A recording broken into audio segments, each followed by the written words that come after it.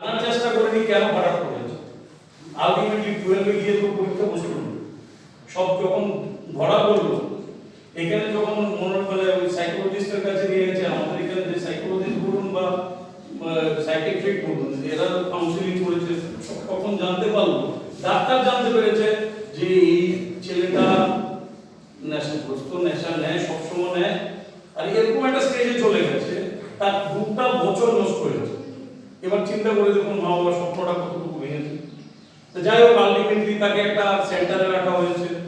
সেন্টারে রাখার পরও তার ডেভেলপমেন্ট হলো না। মা বাবার স্বপ্নটা এখানে কিন্তু চূর্ণ হয়ে গেছে। আপনারা বিশেষ করে যে এখানে যারা আছো তোমরা, আমি তোমাদের উদ্দেশ্যে বলছি, তোমার বন্ধু বান্ধবী যারা আছে সবাইকে এর থেকে দূরে কত নিতে পারো সেটা চিন্তা করুন। আপনারা যারা আশা কর্মীরা আছেন বিভিন্ন জায়গায়, আপনারা যান মা বাবার সঙ্গে, এই এলাকাতে গিয়ে আপনারা নিশ্চয়ই এলাকায় ঘুরেন, এলাকাতে গিয়ে বাচ্চাদের যদি এরকম কি আপনাদের প্রোগ্রাম নিশ্চয়ই আছে, ছেলে মেয়েদের কি হচ্ছে, প্রোগ্রেস কি হচ্ছে সেটা আপনারা জানার চেষ্টা করুন। জেনে তার মা বাবার সঙ্গে প্রথম কাউন্সিলিং করুন যে না, এই ছেলে কোনো ডেভেলপমেন্ট হচ্ছে না, তার পিছনে কিছু আছে কিনা সেটা জানার চেষ্টা করুন। যারা আপনারা দিদিমণিরা আছেন, স্কুলে শিক্ষকতা করেন বা স্যাররা আছেন, স্টুডেন্ট দেখলে আপনারা বুঝে যান যে না, ছেলেটার মধ্যে কি ডেভেলপমেন্ট হচ্ছে না, কেন, আপনারা আইডিয়া করে নিতে পারেন। এইগুলি আপনারা করতে হবে। দেখুন, বাকি ডাক্তারবাবুর কাছে এলে ডাক্তারবাবুর মতন ট্রিটমেন্ট করবে। আর আমি একটা কথা বলি, আমি ডাক্তার নই, কিন্তু আমি একটা কথা আমি যেটুকু জানি এতদিনের অভিজ্ঞতা বা বয়সে, যে আমার মনে হয় নেশা মুক্তির জন্য অনেক জায়গায় অ্যাডভার্টাইজমেন্ট দেখবেন, গোপনে মদ ছাড়ানো হয়, গোপনে নেশা ছাড়ানো হয়, এগুলি ফেক। আপনার যে চিন্তাধারাটা, আপনার মা বাবার যে স্বপ্নটা, এটা পৌঁছাতে গেলে you have to be confident. আর এটা কনফিডেন্ট যদি হয়ে যান, অটোমেটিকলি আপনার সবকিছু, আপনার কোনো একটা খেতে জিনিস ভালো লাগে না, আপনি ছেড়ে দেন না। সেই এটা খারাপ জিনিস জেনে আপনারা এটাকে বর্জন করুন। বিশেষ করে 8, 9, 10, 11, আমি 9, 10, 11, 12 চারটা ক্লাসকে আমি টার্গেট করেছি, because there when they go to their adolescence period, তাদের মধ্যে কিছুই জানে না, সংসার এই আপনাদের মাধ্যমে একটু সম্ভব। আর hepatitis foundation of Tripura drug detection জন্য যে প্রজেক্ট আমরা নিয়েছি, আমরা করব এবং আপনাদের সহযোগিতা চাই। সরকারও করতে পারবে না, যেটা কাউন্সিলিংটা তো করে দেবে ডাক্তারবাবুর কাছে, পাশে আপনাদের কাছে আমরা চলে আসবো। সুযোগ অনেক পেয়েছি এই মুহূর্তে আসার, আগামী দিনে যদি কোনো সুযোগ দেন আমরা নিশ্চয়ই আসবো। এই বলেই আমি আমার বক্তব্য শেষ করছি। ধন্যবাদ। এই বুড়ো বয়সে হয় কাজে এই বয়সে বন্ধু বান্ধব বেশি হয়, বন্ধু বান্ধবের কানে অ্যাডিক্টেড হয়ে যায়। এটা আসলে বয়সের গুণেই হয়। তো আমি চাই আর কি, একটা কবিতা আছে, পথ সাথে রাখিছে ঝাড়ে, পথ সাথে টানিছে, যাকে তুমি নিচে পেলো সে তোমাকে টানিয়ে।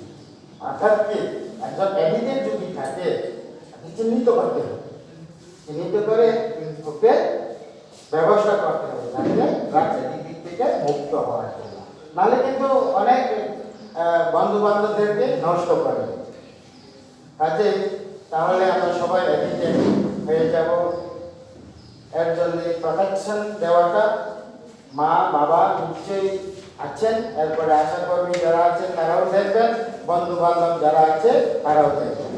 আর সবাই তো অ্যাডিক্টেড না, তো যারা অ্যাডিক্টেড তাকে বুঝিয়ে সুঝিয়ে জায়গাতে নিয়ে আসার জন্য আমি অনুরোধ করব। তো অনেক সময় দেখা যায় যে আমার বন্ধুর ছেলেরার জন্য, আমি নাম বলবো না, আমি যেহেতু এলাকার মানুষ, হ্যাঁ, অনেকে আমার এই ব্যাপারে বসে ওরা যারা সিরিঞ্জের মাধ্যমে নেয়, রক্ত সংস্পর্শে আরেকজন বন্ধুর শরীরে রক্ত চলে যায়, ওটাকে বলে ব্লাড ট্রান্সফিউশন। এখানে উপস্থিত MIC sir, police inspector sir এবং হ্যাপাটাইটিস ফাউন্ডেশন মেম্বারকে, আমি আসলে প্রভাতরা এনজিও আন্ডারে আউটরিচ ওয়ার্কার হিসেবে কাজ করছি লেভেল এরিয়াতে। আমাদের এই প্রজেক্টে ইনজেক্টিং ড্রাগ যারা ইউজ করে তাদের নিয়ে আমরা কাজ করছি। আমাদের মূল উদ্দেশ্য হলো এইচআইভি প্রিভেনশন করা। যারা ইনজেক্টিং সাথে ড্রাগ ইউজ করছে তাদেরকে থেকে এইচআইভি পজিটিভ চেক করে মানে কোনো ব্যক্তি এইচআইভি পজিটিভ হলে তাদেরকে এআরটি নীতির সাথে পরিযুক্ত করে। আর আমরা এই মনে হসপিটালে একটা স্যাটেলাইট ওএসটি সেন্টারও চালাচ্ছি, গত আগস্ট মাস থেকে 2020-এ। তো আমরা এখানে যারা ড্রাগ এডিক্টেড আছে তাদেরকে ওয়েস্ট একটা মেডিসিন দিই যাতে তারা এই ওই ড্রাগ থেকে সরে আসে। তো স্যার আমরা এইচআইভি পজিটিভ যারা পাচ্ছি আমাদের এখান থেকে ম্যাক্সিমাম পার্সেন্টেজ হেপাটাইটিস পজিটিভ পাচ্ছি স্যার। স্যার আর আমরা সবাইকে তো টেস্ট করতে পারছি না কারণ এখানে তো কোনো টেস্টিং সেন্টার নাই। তো আমরা যে সময় কোনো পজিটিভ পার্সনকে কুলাই হসপিটালে নিয়ে যাই ওই সময় যেসব ট্রিটমেন্টের সময় ওই হেপাটাইটিস চিকিৎসার টেস্ট করানো হয়। তো স্যার আমাদেরকে কীভাবে আমরা ট্রিটমেন্টের সাথে জড়িত করবো হেপাটাইটিস পেশেন্টের সাথে বা এখানে আমাদের ফেসিলিটিটা কোথা থেকে পাবো ধরা ডিস্ট্রিক্টে স্যার একটু যদি স্যার কাইন্ডলি হেল্প করেন তাহলে ভালো হবে। তো আমাদের কাছে অনেকজন এরকম পজিটিভ পেশেন্ট আছে যারা maximum HIV positive plus hepatitis positive. তো আমাদের আর্মটা স্যার বাড়ছে। আমি কি এখন দেবো? ফার্স্ট অফ অল আপনার হেপাটাইটিস পেশেন্টের যে টার্গেট আগে করতে পারবো কোন এরিয়াতে আপনার নিশ্চয়ই আমরা স্যার লং থেরাপির এরিয়াতে তো আমরা পুরোটা মানে ম্যাক্সিমাম এরিয়াতে কাজ করছি। কোনো পকেটগুলি তো নিশ্চয়ই না না সবটা অ্যাজ এ হোল তো এসে বলতে আমাদের তো মানে কোনো একটা কমিউনিটি হতে পারে। কমিউনিটি আইডি কমিউনিটির মধ্যে আমরা কাজ করছি শুধুমাত্র। তো আমাদের বিভিন্ন হটস্পট আছে ওইসব এরিয়াতে আমরা কাজ করছি স্টাফ হিসেবে। ফার্স্ট অফ অল আমাদের গভর্নমেন্টের যে বা ন্যাকোর যে সাপ্লাইগুলো থাকে এর মধ্যে এইচআইভি কিট যদিও র্যাপিড টেস্ট এবং এইচবিএসসি যে কিট বা ইসিবি কিটগুলি গভর্নমেন্টের মাধ্যমে হসপিটাল আপনাদের হসপিটাল তো নিশ্চয়ই আছে। তো হসপিটালে আপনি এটা র্যান্ডম আপনার স্ক্রিনিং করে নেই। এর মধ্যে যদি কোনো পেশেন্ট পজিটিভ পান they have to go for hazard random screening করলেন। এটা আপনারা ওই জায়গায় স্পটে গিয়ে করতে পারবেন কিনা আই মিন ডাউট। না হলেও যদি ব্লাডটা নিয়ে আইতে পারে কারণ আপনি পেশেন্টারে বা সাসপেক্টেড পার্সনরে আপনি তো এই সেন্টারে আনতে নাও আনতে পারেন। এটা অনেক সময় কষ্ট হয় স্যার, কষ্ট হয়, এটা খুব ন্যাচারাল।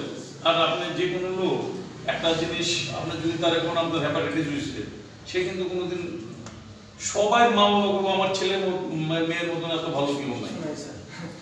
সেই সেম তার মা ওই করবো আমার ছেলেরা যে টার্গেট করবো। নমস্কার।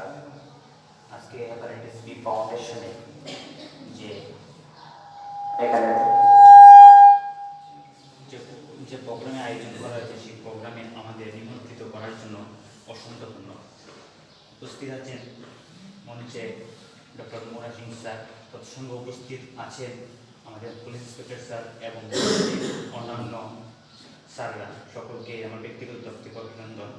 ও উপস্থিত আছেন প্রভাত ভাই মেম্বার্স ও উপস্থিত আছেন মনু দ্বাদশ শ্রেণী বিদ্যালয়ের স্টুডেন্টরা এবং উপস্থিত আছেন আশাকর্মী।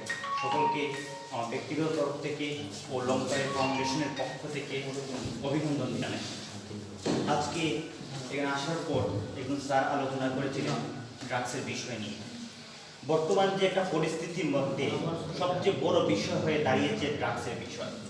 আগে যখন আমরা ছোট ছিলাম, ছোটবেলায় যখনই বড়দের মুখ থেকে শুনতাম যারা পড়াশোনা করতো না, শিক্ষিত না, মূর্খ, তারাই তোমার সেই সব নেশা করে।